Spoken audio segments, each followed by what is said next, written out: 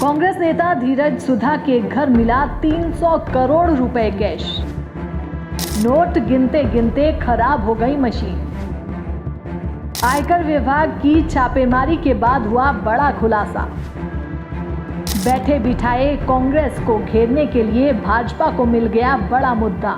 झारखंड से कांग्रेस नेता और राज्यसभा सांसद धीरज प्रसाद साहू के घर और कार्यालयों पर आयकर विभाग ने छापेमारी की।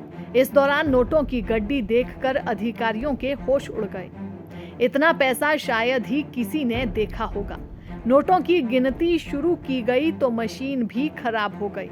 वहीं 72 घंटे के बाद जाकर गिनती पूरी हुई और 300 करोड़ रुपए बरामद किए गए। अभी भी आयकर विभाग की कार्रवाई जारी है। ऐसा अनुमान लगाया जा रहा है कि नोटों की संख्या और बढ़ सकती है। इस छापेमारी के बाद पूरे देश में हड़कंप मच गया है। वहीं भाजपा के नेता इस मामले को लेकर लगातार विरोध कर रहे हैं और कांग्रेस पर निशाना भी साध रहे हैं।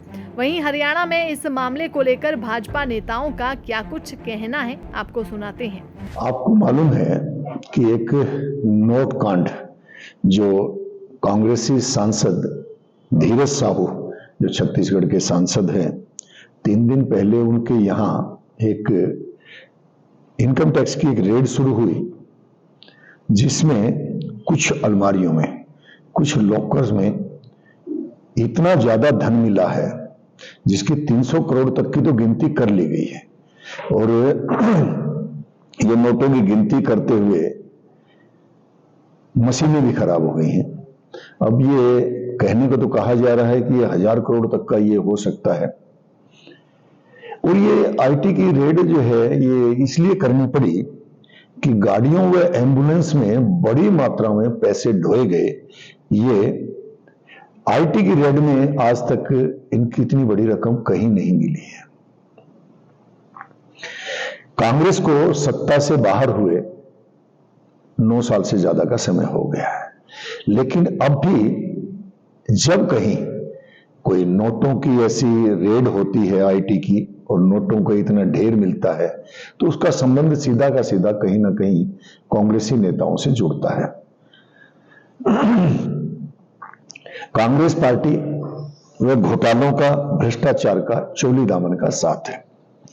बड़ा सवाल यह है कि नोटबंदी और जो ये भ्रष्टाचार का जो मामला है, आईटी की रेड है, ईडी की रेड है, इनके ऊपर कांग्रेस का इतना जो है विरोध क्यों रहता है? यही कारण है कि वो विरोध बार बार करते हैं, क्योंकि कहीं ना कहीं जब भी पैसा मिलता है तो वो उसका सीधा का सीधा हाथ कांग्रेसी नेताओं का ही इसमें रहता है।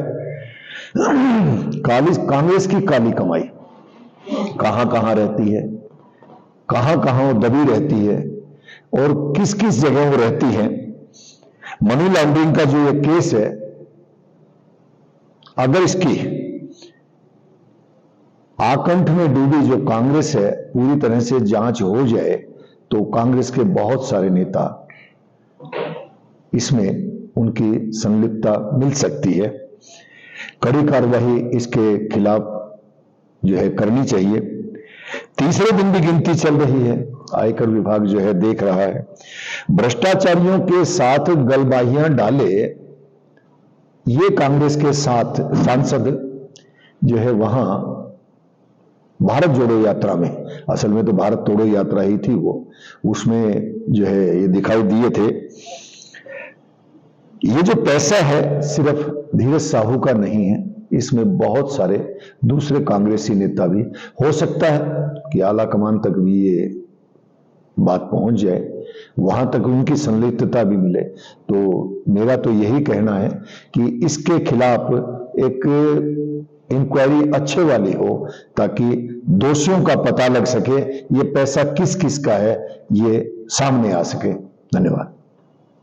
इस खबर ने कांग्रेस की केवल धज्जियां ही नहीं उड़ाई है, बल्कि आगामी लोकसभा चुनाव में बोलती भी बंद कर दी है, क्योंकि 300 करोड़ रुपए गबन करना कोई मामूली बात नहीं है। जनता ऐसे नेताओं पर कैसे विश्वास कर सकती है? आगे देखने वाली बात होगी कि कांग्रेस नेता पर किस तरह की कार्रवाई अमल में लाई जाती है। दैनिक सवेरा के लिए भिवानी से अंकित ठाकुर की रिपोर्ट।